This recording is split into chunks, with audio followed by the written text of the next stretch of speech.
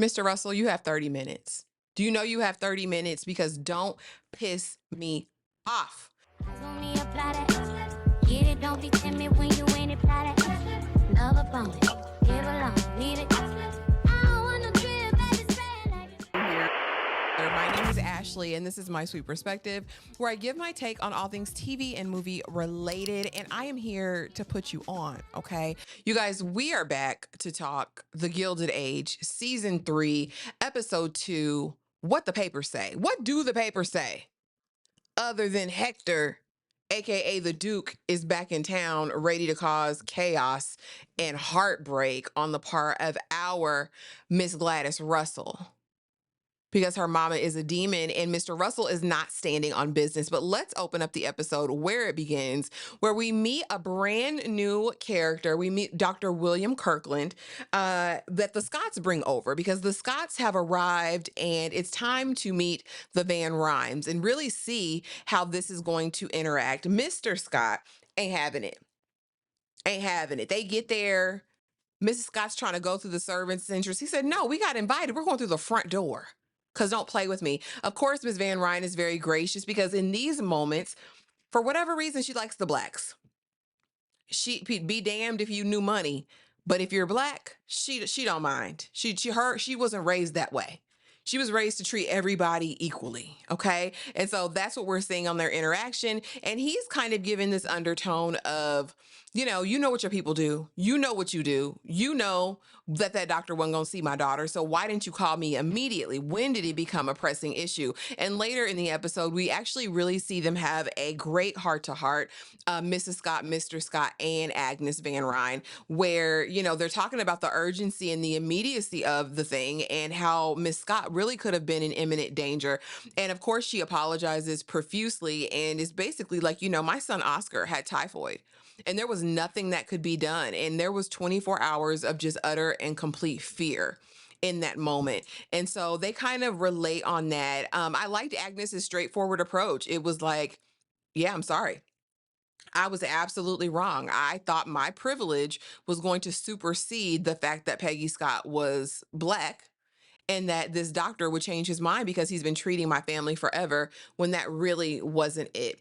Retrieving Gladys, she goes over, of course, to the Carlton's house. And so the mother had kept her there. It was 2 o'clock in the morning, so it wasn't appropriate to send her back to the Russells' home at that time. And so she immediately sends word to the Russells, and Bertha comes to retrieve Gladys. Now, Gladys, I need you to stand on business.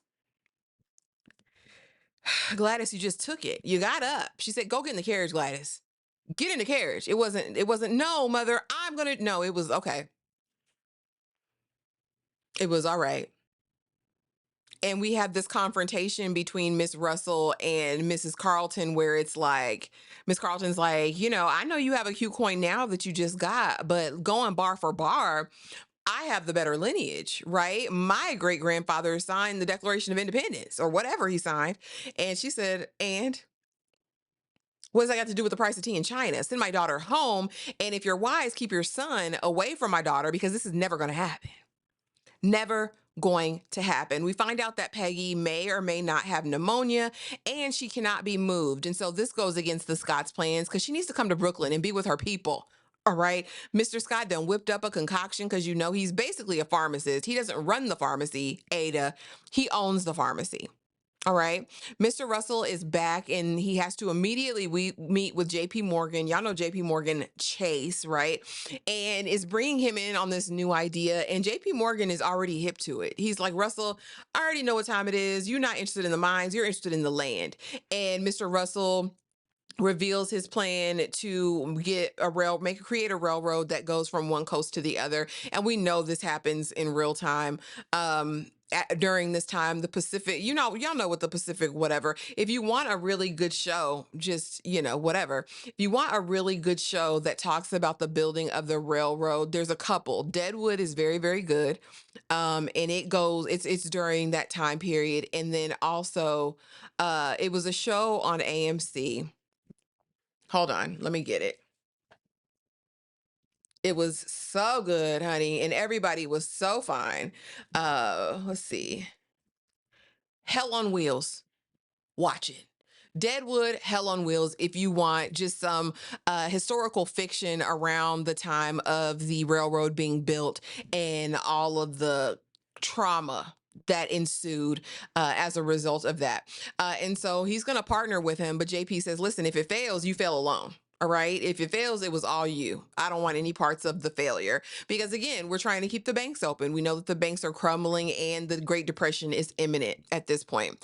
The Scots are leaving, but, say a lot of truth, which I already talked about before this conversation around, practicality, what this means, what my daughter working here is going to mean going forward, the treatment, and just what this dynamic looks like, because we're both of a certain level of affluence, right? But we're Black and we're white. And what does that look like? And of course, Mr. Scott is a tradesman. It's not old money in the terms of like what the Van Rymes would consider. But it was very interesting to see Agnes's dynamic because, like I said, she's elitist in every other area. But when it comes to the Blacks, she's got a soft spot. I'm wondering if we're going to get a flashback and there's somebody, I don't know. I'm just wondering because it's very odd that that's the only area in which she shows any level of compromise. The Russells are now reunited. Gladys is glad to see her father because I knew, Dad, you would come and you would save me. And he says, hold on, 10 Speed. Why were you running away in the middle of the night? What's this news in the paper that the Duke is here and he's going to be staying here with intentions to propose to Gladys? And of course, Bertha, I have no clue what you're talking about. I have no clue what you're talking about. What are you talking about? People get a story and they run with it. I don't want to be the subject of mere gossip and fodder. Right. And so Larry is interjecting for his sister. She deserves to be happy. She deserves to find someone that she loves. She deserves this. And of course, Miss Russell's not having it. And Mr. Russell is just so pee-whipped. I have to know what she's doing to him. A nibble on the ear and biting his little bottom lip. Is that what it is, girl? It's witchcraft and wizardry because Mr. Russell seems to go for it no matter how nefarious. And so in this moment, he asks her, is this it? Are you hiding anything about this? Is this it? Is this all there is to know? Yeah, it's it. That's it. That's it. Aurora Fane husbands come home to get some clothes, honey. And Aurora again is begging him back. And he says, leave me alone. I'm going to get my divorce one way or the other. I don't want to get this nasty, but I will. And she's like, no, you know what this is going to do to me? What it's going to do to me in society? He said, I don't give a damn. I want this hot box across the street and there's nothing you can do about it. Free me, woman. File the papers and go to Newport. All you got to do. He said, she said, get out of my house. This is my house. I pay the note every month is what he said. And I just came here to get clothes. But next time I'll send my butler or my footman so that I don't have to deal with you. Because Aurora, you're too emotional. This man never gave a damn about her. You're not going to make me believe it. You don't treat a dog the way he's treating her. He don't care, sister. He does not care, sister. Aunt Ada and the Temperance and the staff, honey. Now she is trying to recruit the staff to sign this solemn vow, this pledge that they will not drink. And now Jack feels like he need to because y'all have done so much for me with my, with my clock and all this. But damn it, I like a beer. The head cook says the same thing. I like a beer. I don't want to sign it. Armstrong signed it, of course, because she's, but you can't force that on people, Aunt Ada. This is so wrong. I don't want her to become a zealot. And that's what I think Aunt Ada is leaning towards. The staff, of course, is gossiping about Gladys, what she did, why she did it. Larry wants Jack now to come to the meeting. Now, everybody was saying last episode that Larry is going to betray Jack. I can't stomach it. I can't stand for it. And hopefully this is a sign that he's not. During this episode, he helps Jack get a suit made, tailored. We don't want to be ostentatious. Quiet Money doesn't have to brag or boast. We just want him to know what it is, but we don't have to be self-aggrandizing with it, right? And so we kind of have that exchange. Jack is excited and nervous. They're going to be working on the presentation. And of course, all the while, Larry and Miss Brooke are stealing kisses and just having their moments any way they can. Larry is not long to wait. Larry want that thing. And Larry was used to getting that thing when he was with the widow last season. right? So where are we going here? And I'm also wondering if the Russells are going to have an issue with Marian, because Marian really has nothing to bring to the table except her breeding, I guess, if you will. But there's no coin to speak of. She works. What is that going to look like? And is that going to fall in line with Bertha's plan? Or are all of her plans really just based on Gladys? I'm very curious because he's bringing her around more. So much so Aunt Ada has noticed. It's only a matter of time between Bertha has something to say. We already know she's noticed. And I'm very curious about what Aunt Agnes is going to say. Because again, this is new money, honey, but they have a lot of coin. All right. They have a lot of coin. The doctor is still there, or he comes back actually to check on Miss Scott. And while there, Marian comes in and she brings the pages, the chapter from the book.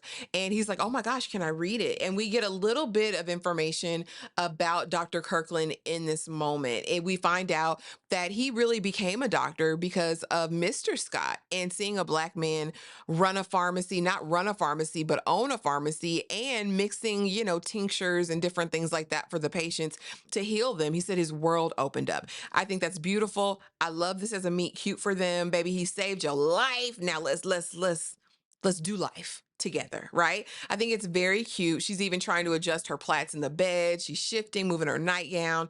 And he reads, some of her work, and he's like, oh, wow. I'm very impressed. Very cute, very subtle. I'm enjoying this. We're definitely going to see eventually in the episode, we hear Miss Scott say, Peggy, let's go to Newport. The people love your article about Birmingham. They love the new chapter. They want to meet with you and talk about some things, but we have to clear it with, the Van Rynes. Perfect.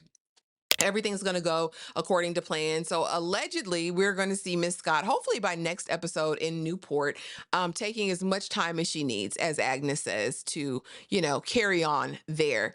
Let's see. Gladys and Mr. Russell, and Mr. Russell basically says, I'll hear Billy out. You promised me, Dad, that I could marry for love. And he says, fine.